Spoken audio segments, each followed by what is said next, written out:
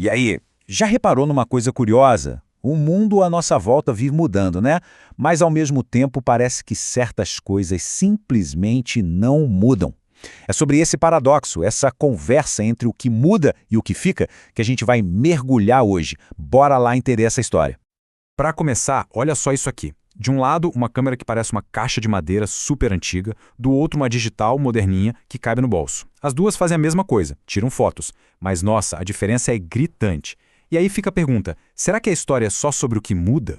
Pois é, a questão é essa. Muita gente pensa que história é coisa de livro, de museu, mas não. A história está viva, está aqui, no nosso dia a dia. É essa dança, sabe? Entre o que se transforma e o que insiste em continuar igual.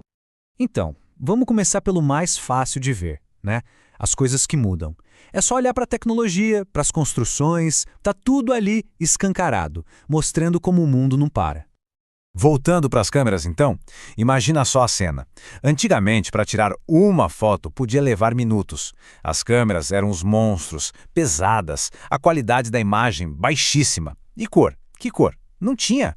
Agora compara com hoje, que a gente tira a foto em alta definição com um clique.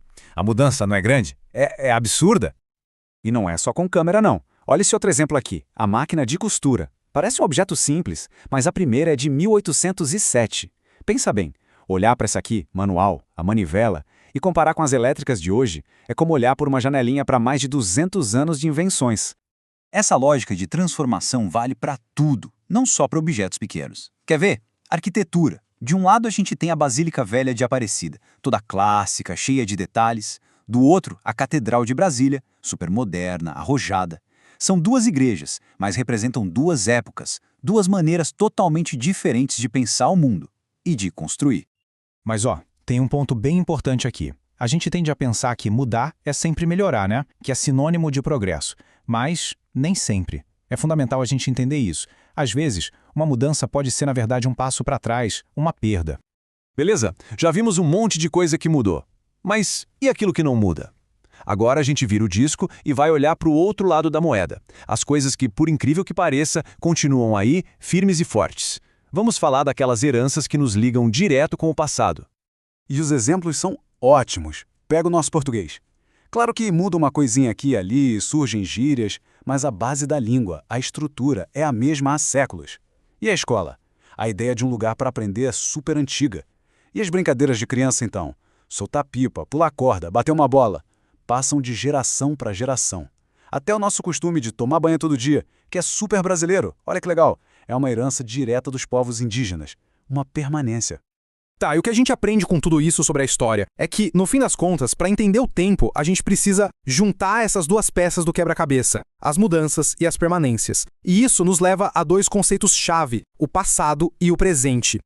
O passado, de um jeito bem simples, é tudo que já foi, tudo que já aconteceu. Parece óbvio, né? Mas para pensar na imensidão que é isso. São todas as histórias, todas as invenções, todas as vidas que construíram o chão que a gente pisa hoje. E o presente? Bom, o presente é o agora, é este exato momento. É aqui que a história continua acontecendo, sabe? Onde a gente vê as coisas mudando e onde as coisas do passado continuam influenciando o que a gente faz. Então, o grande lance é esse, estudar história não é só olhar para trás, é ter uma visão dupla, é conseguir enxergar ao mesmo tempo o que mudou, o que quebrou com o passado e também aquilo que continuou, o fio que nos conecta com quem veio antes. E para a gente fechar, fica aqui uma provocação. Vamos dar uma olhada no nosso mundo hoje, em tudo que a gente usa, no que a gente acredita, no nosso jeito de viver. O que será que daqui a 100 anos vai ser totalmente diferente? E o que, surpreendentemente, vai continuar igualzinho? É uma reflexão e tanto, né?